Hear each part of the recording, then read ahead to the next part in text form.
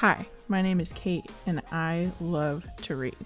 Like, I was carrying books around with me before Kindles were a thing.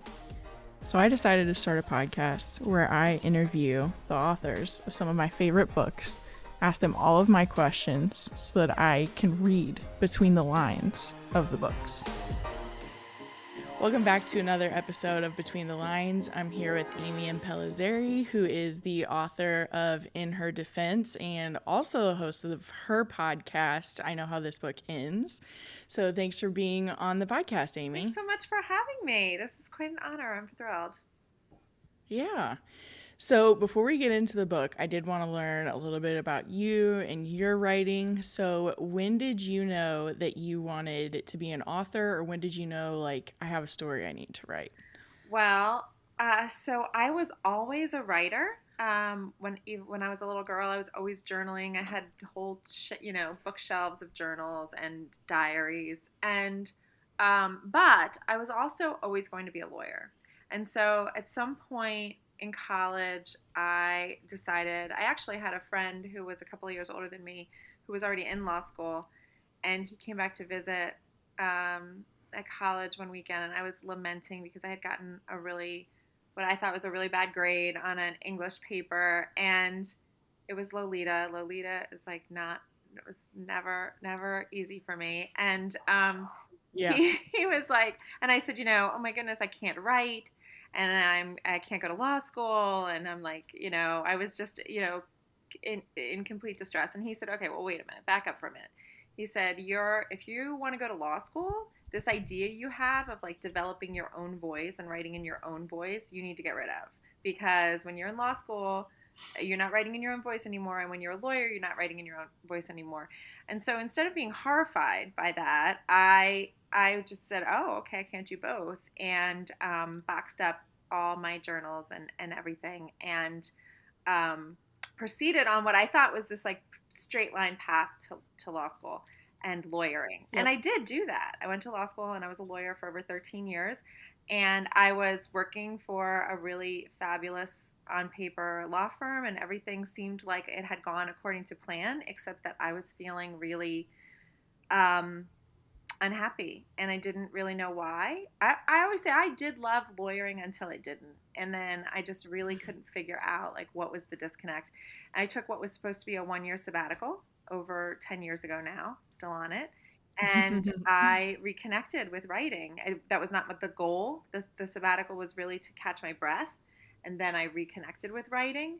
And then I never looked back. So I was doing other things during my sabbatical, and then in the years that followed, I turned my sabbatical into a 3 year leave of absence, and I kept writing what would become my first novel on the side. I had this idea, probably not surprisingly, about a woman at a crossroads in her life, and decided to tell it in the context of a love story, and kept putting it down, picking it up, putting it down, picking it up, and finally, um, 4 years later, had a book to query. So, yeah, so that's my long way of saying I was always a writer, but it took me a while to return to that path.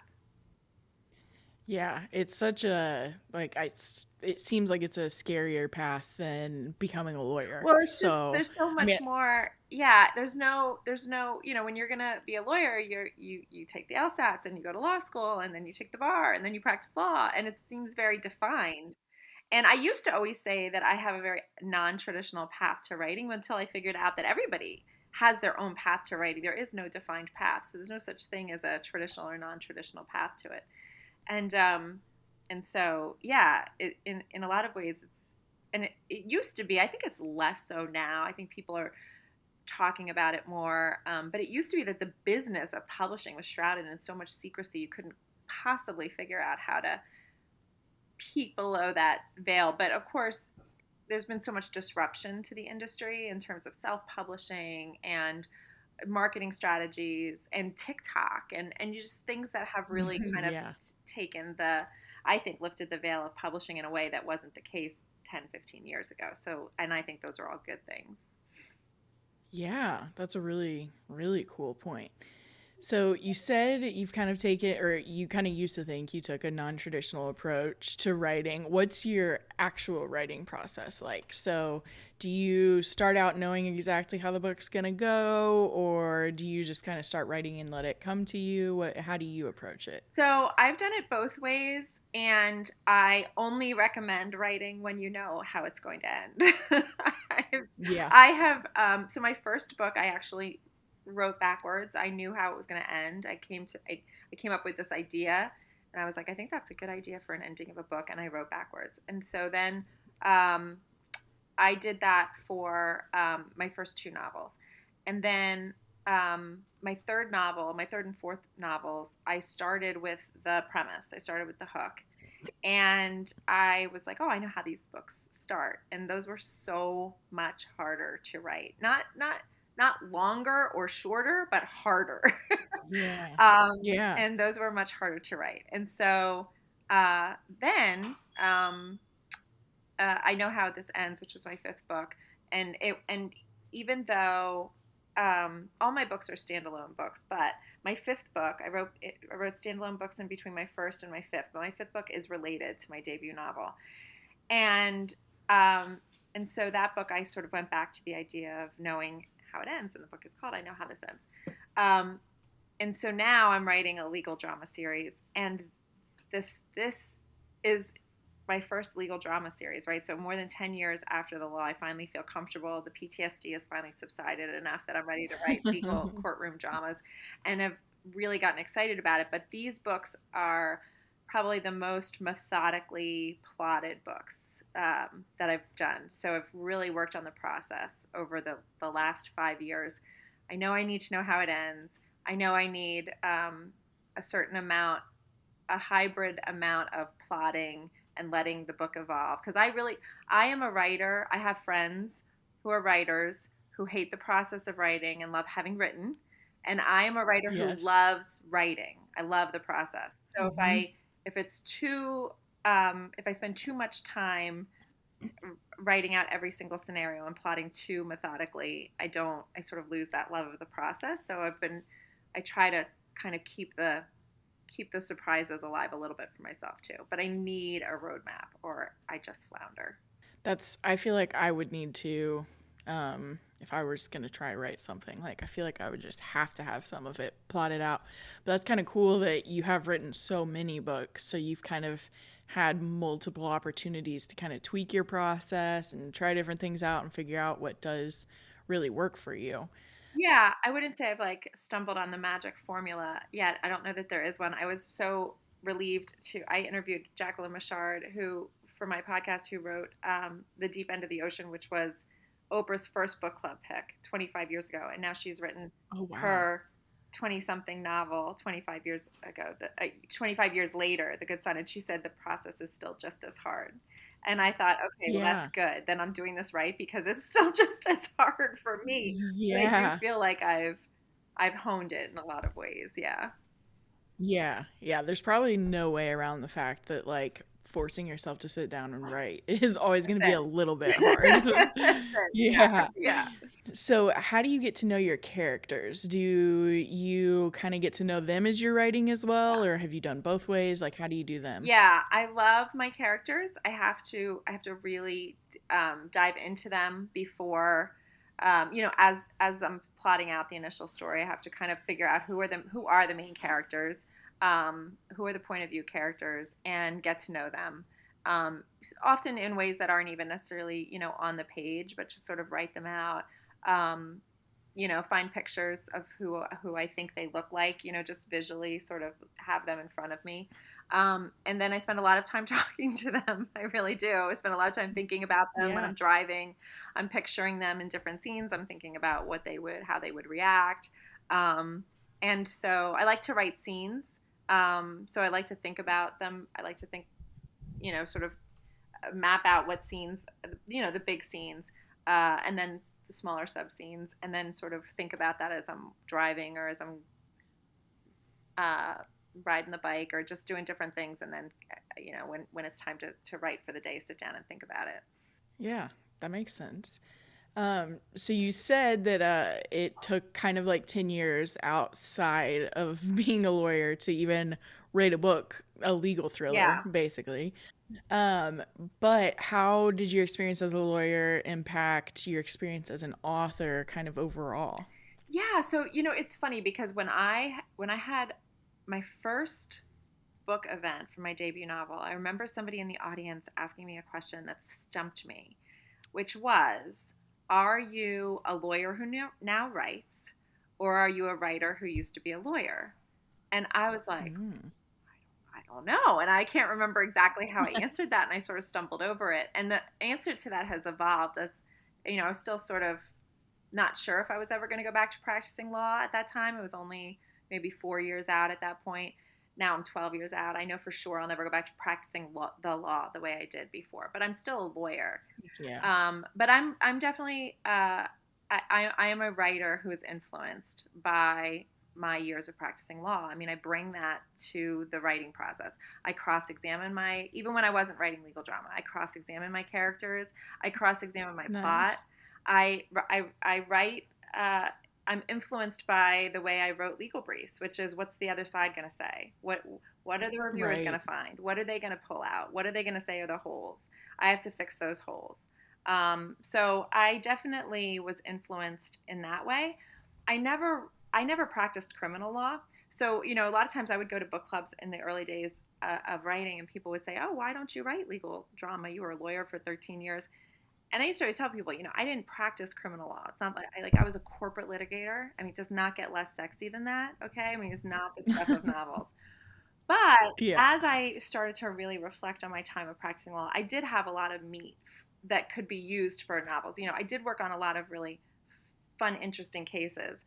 I did also meet a lot of, interesting people and a lot of bad people. I mean, I met a lot of bad guys, Yeah. and even though I wasn't practicing criminal law, and that is the Right. stuff of the inspiration for good novels. So I started taking notes over the years, and I started thinking, um, if I ever do decide to actually tackle legal courtroom drama, these are kinds of some of the stories that will inspire that. And so here we are. Yeah. That I'm still like stuck on the fact that you were around some bad Oh people yeah. and it wasn't criminal law.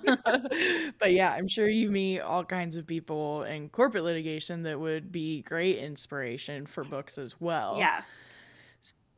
What do you enjoy the most about your doing your podcast or just like anything that's happened in yours? Yeah, so my podcast is actually the evolution of a project I took on at the beginning of COVID. So my fifth novel, the novel before my legal drama series, before In Her Defense, was called I Know How This Ends, and it released on March 3rd, 2020. Okay, so I don't know if you remember what was Wow. going on that week, but it was Yeah. a really crazy week, right? And so I Yeah. had a pre-launch event in the Hamptons, this big, fabulous I was part of a book festival. It wasn't just my book, so this big, fabulous, star-studded pre-launch event in the Hamptons could not have been more fun. Um, Yeah. and uh, and we were all going out to dinner, and people were sort of talking about things shutting down. And I had a friend who said, I have a flight scheduled to LA next week. I think I should still get on it. And we were like, yeah, you'll be fine. You'll be fine. I'm sure you're going to make it out to LA. Right. So fast forward 1 week later, my book launched literally on the eve of the world shutting down. And my book was set against the backdrop of something that never happened. It was set against the backdrop of a commencement ceremony in the spring of 2020, a crowded commencement ceremony at Carnegie Hall in 2020. Right. So, Yeah. interestingly enough, it's also a book about parallel universes and what could have been, and there's a mystical element to it, which became so much more poignant as it was Yeah. as it was released. And luckily, I mean, frankly, had it been scheduled to release over the summer, we probably would have pulled it. But it just released right in Right. time that we just sort of let it go and let it go out into the world and hoped that people would still embrace it, which they did, thank goodness. But it became very tricky to market that book, right? And so I had a lot of Yeah. friends who stepped in and said that they would help market it, and were doing that favor for all of us who had books that were coming out then. And so then I wanted to pay it forward. So I started this virtual book club called I Know How This Book Ends. And I was basically just doing, a Zoom book club for friends who had books that were coming out at the time. And then it was sort of taking off because at the Right. time there wasn't really anything, we didn't really know what else to do, right? And so then there was, and then, Yeah. Candace Bushnell wrote a YA novel that was coming out then, and she came on, and Sarah Pekkinen's new novel was coming out, and she came on, and so all of a sudden it became something that was really fun and had legs. And Book Trip called it one of the top virtual events of 2020. And so then I was approached in 2021 to turn it into a podcast by Speak Studio. And so then it became, okay, well, this is fabulous because people were still not really doing live events.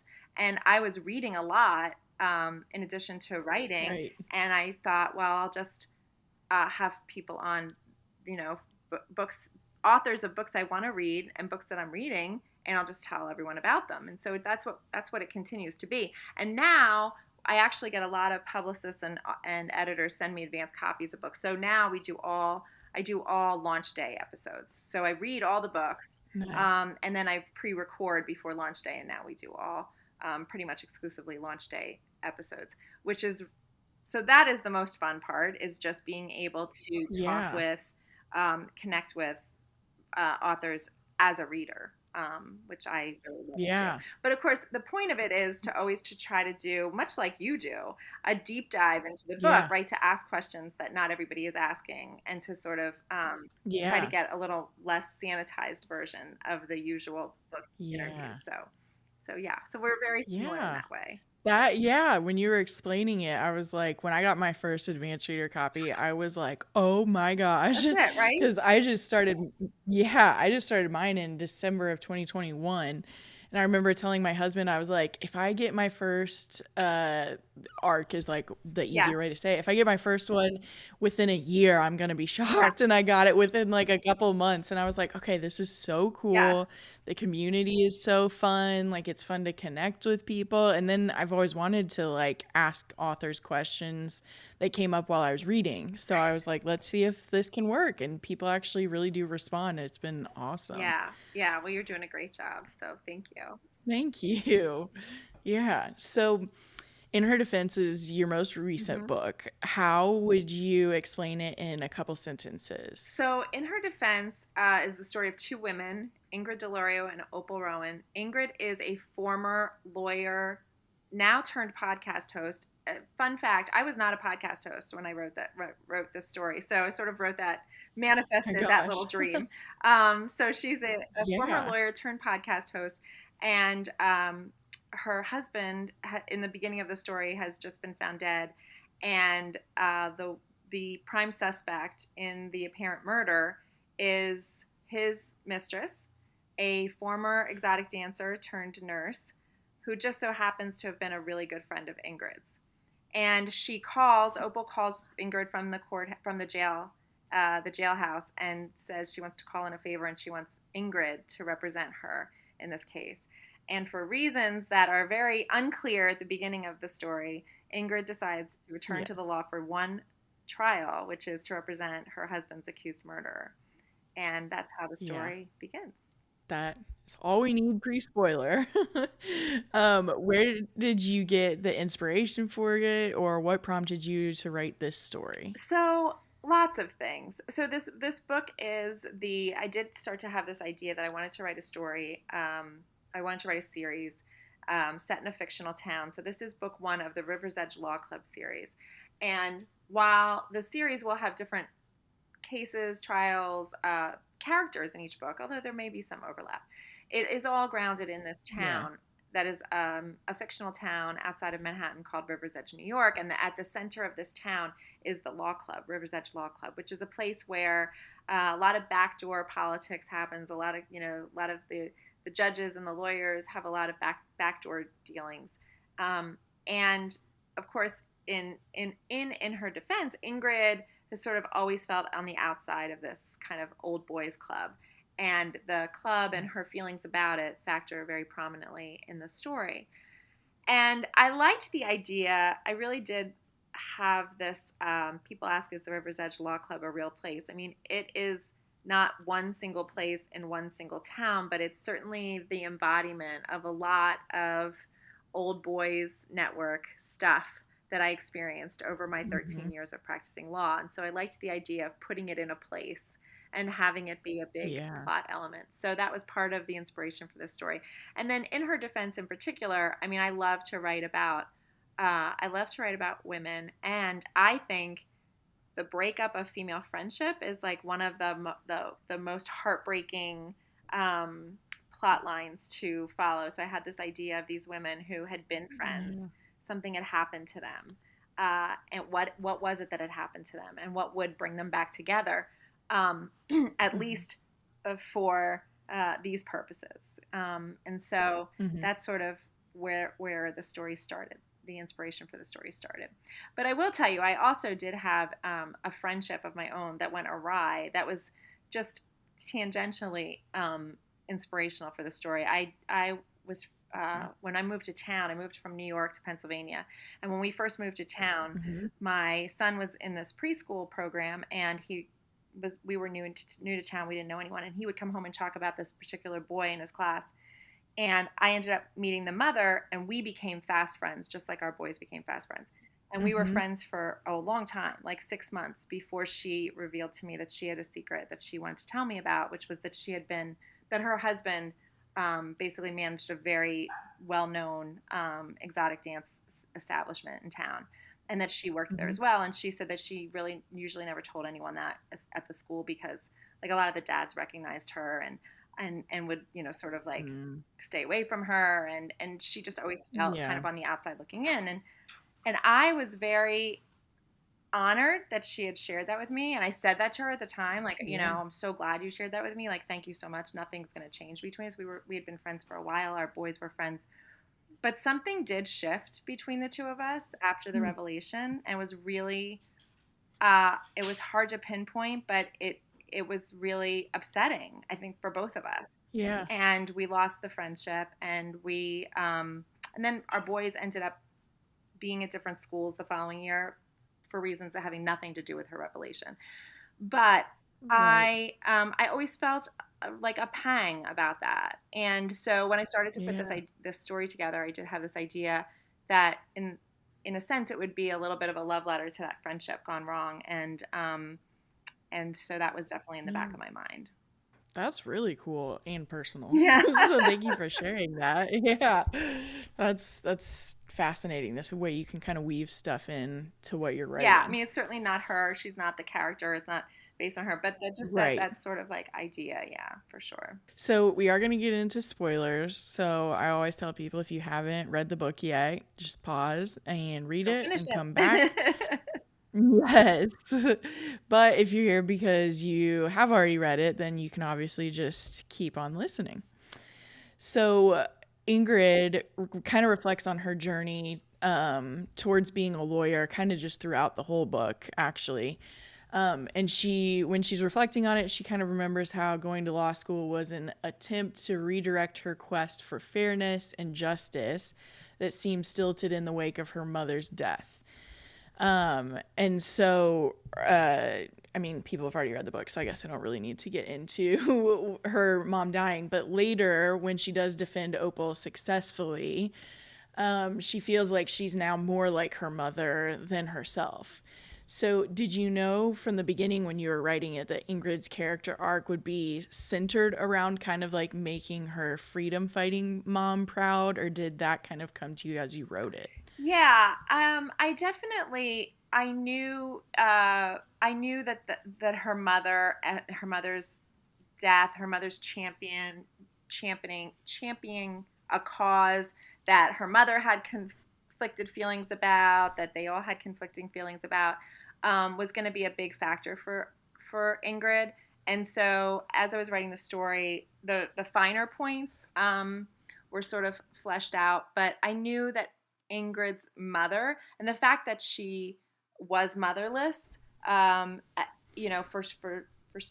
all of these really important crises points in her life later on, was going to be a big factor for her. That was going to be a big part of her internal conflict. So, yeah, I think though her mother became a more prominent character, if you will, in the story, even though her mother is not in the story. Yeah. She did become a more prominent figure in the story as I continue to write Ingrid's story. The kind of, along with her mom, the book really examines helping selflessly versus helping selfishly. So Ingrid even thinks back about how her situation isn't the same as her mother's in her mind at that point, and is thinking, my mother died defending women she was fighting for, even as she disagreed with them, and I'm just fighting for me. So, do you think that Ingrid really was entirely selfishly defending Opal? Or does she also kind of see that, like, Opal deserves justice since she knows she didn't do it? Yeah, I do think Ingrid has a lot of nuanced rationales for what she does. And she's hard on herself, and rightfully so, because she's made some different, she's made some difficult decisions. She's made some gray area decisions. She hasn't always been kind, and she Yeah. hasn't always been selfless. But she's like all of us. She's not all one thing, and she certainly feels bad about the way the friendship went wrong. She feels bad about her part in it, and she knows Opal didn't do it, and she Mm-hmm. feels badly about her taking the fall for it. It's not easy Mm-hmm. for her to just look away, and I think there is a part Yeah. of Ingrid that is still that person who thinks justice is a black and white thing, and you don't just walk away Yeah. from something when you know that someone's being accused of something they didn't do. And so there's a part Yeah. of her that wants to, because it's just going to be hard, Yeah. but she Yeah. she can't do that. But of course, what helps her, because it is hard, what helps kind of push her over the edge is that she has some personal reasons for wanting to make sure Mm-hmm. this case and the optics of this case go in a different direction. Definitely. That was definitely the Yeah, case. Um, so we've kind of talked about how their relationship ends because Opal tells her that she was an exotic dancer in her yeah, past. And kind of even as Ingrid's judging her in the moment, she's even aware of the fact that, like, her mom wouldn't have right. judged her. Her mom probably would have even loved her Yeah, story. But, like, mostly Ingrid's like, I don't want to be associated with you anymore. So were you kind of like using that to show, anti-feminist is a strong word for it, but it was at least reminding me of like how easily even women judge each other for stuff like that? And were you kind of using that as like a vehicle to show that part? yeah. Like I said, I think, I think breakups, romantic breakups, are, really like, we love to talk about them, we love to read about them, we love to deep dive into them. But like the breakup of female relationships and the nuances of what goes right and wrong Yeah. between in female relationships, I think is just so fascinating. And yeah, we're so hard on each other. We're so hard on each other. And Yeah. Ingrid is, of course, uh, a character who has a lot of trouble with forgiveness and second chances. A lot of trouble, as we see with her relationship with her Yeah. father. She has a lot of trouble giving Mm-hmm. people another pass, another second chance. She does it with Peter, with her own husband. She does it with Opal. Mm-hmm. She does it with her father. And so she is a person who, this book is about second chances and about what, Yeah. who are the people that we give second chances to? Who are the people whose redemption stories we celebrate, and whose are the ones Yeah. that we don't?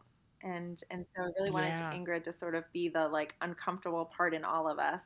She really represents that uncomfortable part in Yeah. all of us who doesn't always see the new chapter of people. It definitely, it comes up that she has a lot of righteous Yeah, anger throughout the book yeah, actually. And when Opal is realizing she needs to call Ingrid for the favor, or Opal thinks she needs Ingrid and her righteous, indignant, arrogant yeah, anger. She doesn't trust her, but she sure as hell needs yeah, her. So were you also kind of showing, because in this case, her righteous anger actually kind of was used for Yeah, good yeah. instead of for judgment, and was that kind of your plan, like as you were writing it? Yeah, and she surprises Opal too, right? Because Opal really isn't sure all through the story how big of a role Opal knows she didn't do it, but she's not sure Ingrid Yeah. didn't do it, right? So she's not Yeah. sure exactly, but she knows that Ingrid isn't going to want people to know or to think that she did it. She thinks that, Ingrid's going to want to wipe the slate clean of her. And so that's the Yeah. part she wants to use, but yeah, she really I mean, Opal's playing a dangerous game because Opal Mhm. doesn't know what happened. And Mhm. she's taking a risk all along, but of course that's who her character is. Her character is a person who will Yeah. take a risk to save herself, save her son. And Mhm. Ingrid knows exactly what happened, so her Yeah. path is less risky until the end, until Yes. the trial, until Yeah. she takes the ultimate risk of putting Opal on the stand, and then we see how that works out. Yes. That was a very cool moment. So we've kind of been discussing too how black and white Ingrid at least wants the world to be, which I understand as well. That is something that's really difficult for me. It was a big focal point of my therapy for years. Was I just wanted to be black and We white. Like it feels like it would be so much we easier. we I relate to that so hard. That's what I wondered. That's kind of where I was headed with it too, because there's a point at the book when Ingrid thinks, I just wanted to sort the world into categories. It seemed there were right answers and wrong ones, and that appealed to me. But when I started working at the firm, I saw how utterly gray everything was. So, a couple Yeah. questions. How do you feel like that kind of reflects on the whole book? And then as we've realized, like both of us seem to really like that idea. So how was it kind of writing something that maybe like you've been working on as well? Yeah, I mean, I this is very, Ingrid is not autobiographical at all, which always seems, funny to Yeah. say, the former lawyer, but she's not. I mean, she is her own character, as all my characters are. But Yeah. this thing I relate to. This thing is a familiar thing for me. Wanting, Yeah. I started out wanting to be a lawyer because I thought there was right and wrong and justice, and I wanted to be on the Yeah. side of justice, right? And then I started to understand, okay, wait a minute, the law is actually so much more complicated and more nuanced about that. And so, like I said, I always say, like, I loved being a lawyer until I didn't. And so there was a lot about Hmm. that sort of evolution and that grayness that I started to kind of embrace. Um, and then, and I also started to have children while I was practicing law. And once you start to have kids, I mean, the world is like a mess, right? And all of a sudden, everything you have zero control over anything, and you start to really like question your sanity. And so, I definitely like as I left the law and started to really kind of lean into this idea that, okay, I can't so easily control things as I would like. Ironically, or maybe not ironically, maybe completely Right. understandably, I started writing stories where I could control what happened and I could control the characters and the story arcs. And and so my novel writing is my own form of therapy, or my response to what I have also worked on in therapy, which is, my Yes. need to control things and my need to sort of put things in nice, neat categories, which is so Yeah. antithetical to the way the world works. I can do it Yes. in this little tiny corner of my life, and it helps appease me. Yeah.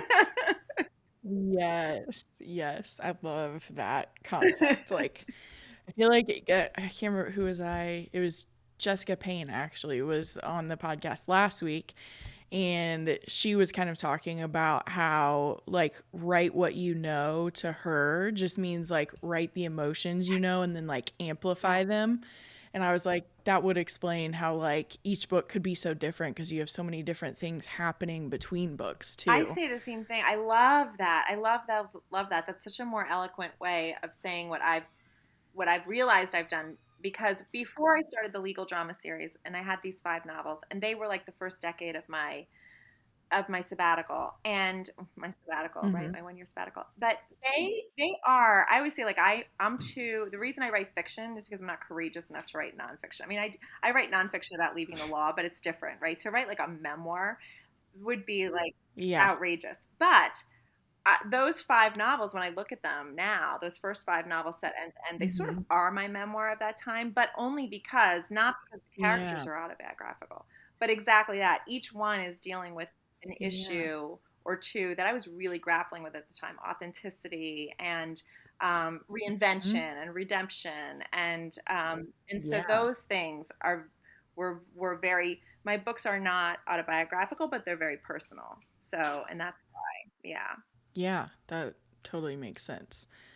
Um, Kind of speaking of past lives, when Opal is thinking about the strip club later in the book, she wonders why a place that she has largely tried to erase from her memory has suddenly become all that defines her these Yeah. days. So, how hard do you think it is for some people to convince others that they have changed, that they aren't their past selves anymore? Yeah, and I talk about this so much because I do work with transitioning lawyers. So I have written a nonfiction book called Lawyer Interrupted, and I have a new nonfiction second nonfiction Okay. book coming out in the fall called How to Leave the Law. And they're not Nice. memoirs, but they're books that synthesize research and stories of lawyers who have used their JDs for good, I say, but use their JDs for other paths, right? And have left the Yeah. practice of law, big law, to do other things. And I find those stories so fascinating. And I say, and a lot of lawyers, and I find this with a lot of transitioning professionals, say that it's really Mm-hmm. hard to give up when your identity is really tied to something you've done, for good or for bad. It's really hard to give up that identity. Yeah. And I was definitely sort of working with that as I was telling Opal's story, because the reality is, and what I say to transitioning lawyers is that, um, you don't leave that behind. You bring that with you. You bring those pieces with you. Right. And I think that's true of Opal, right? There were lessons learned, and I wanted to write her as a strong woman who was taking, I mean, she was certainly taken advantage of, and there were bad people in her life. But I also wanted to write her as somebody who was taking control of her life at every pivotal landmark. And Yeah. so she learned a lot about herself. I mean, she came from a place that was not. She came from a really dark. Her origin story was really dark, and she really lifted Mm-hmm. herself up. And she was for sure self-made and self-propelled. And I really wanted her to bring. Those were the pieces of her that she didn't have to leave behind. And she eventually came to realize Yeah. that she had brought all of those pieces with her, and that's why she didn't need to leave that opal behind. There weren't different opals. It was all the Yeah. same opal. It's just Yeah. that she had improved her life situation. Yeah. It's kind of the arc of like reintegration with your past self, even if you have changed a Right. little bit. And acceptance, right? And that's where the acceptance comes from. When you don't have to be ashamed of where you've come from, but you can sort of embrace it and accept it. Um, then that's where acceptance comes from. Self acceptance. Yeah, and both characters kind of had that happening for Yeah. sure. And there kind of became a theme of getting to know your true Yes. self as well. And so when Ingrid is kind of looking back at her mother's legacy at the end, she's realizing the goal at the finish line is to know Yeah. yourself. So, did you know going into the book that you wanted to have a plot so centered around like learning and accepting your true self? Yeah, yeah, that kind of evolved too. And I have her named after Ingrid Bergman's daughter, and then I was Yeah. like researching her because I've always been intrigued by her and her story, and she wrote a book called Know Thyself, so that just started to kind of really become like a theme in the story, and yeah, and as I was Yeah. writing Ingrid, and as the story was progressing, I was like, this is what Ingrid's gonna do. She's gonna figure out who she is. Opal is going to figure out who she Mhm. is, but Opal has come to that. I feel like Opal has come to Yeah. that realization much sooner, and she's going to bring Ingrid along with her. And so that's, of course, Yeah. then there's the peripheral but very important character of Jane, who kind of helps Opal come to that along to that place too. Yes, it was really cool seeing like both of their characters' journeys Yeah. and also how it ended. Yeah. Yeah. Awesome. Thank you. So, where can people follow you so they can keep up with all the books that you're putting Yeah. out? Just kind of plug Thank whatever. you so much. So yeah, I know my name sounds hard. Amy Impellizzeri, it's very phonetic. And so my website, follow me on my website, amyimpellizzeri.com. I'm active on Facebook, Twitter, and Instagram at Amy Impellizzeri. On Facebook, I'm at Impellizzeri Amy, but on Instagram and Twitter, I'm at Amy Impellizzeri. And if you sign up for my newsletter, you'll be the first to know about chances to win advance copies of my books, and I will be probably later this summer. There'll be chances to win advanced copies of the second book in the series, which is called Bar None. If you get a copy of In Her Defense, in the back there's an excerpt from book 2. So I'm very excited. Like I said, it's a different set of characters, but it will. There's the law clerk who is oh my goodness, that's so cute. Is that little person there? It's a dog, actually. Oh. I've got one over this shoulder and one over this shoulder. I can only see like a Yeah. little shadow. I can't tell. Yeah, she's Harley, Oh, come here. she's so cute. Oh, let's see. She might. Oh, look how cute. Yeah. So yeah, the law clerk in the law clerk in Her Defense, whose name is Carly Jenner, becomes the main character in the second book. So becomes her story. Nice. Yeah. I'm very excited about that one. Thank So you. I'll have all those links in the show notes too, so that people can just find that really easily. Awesome.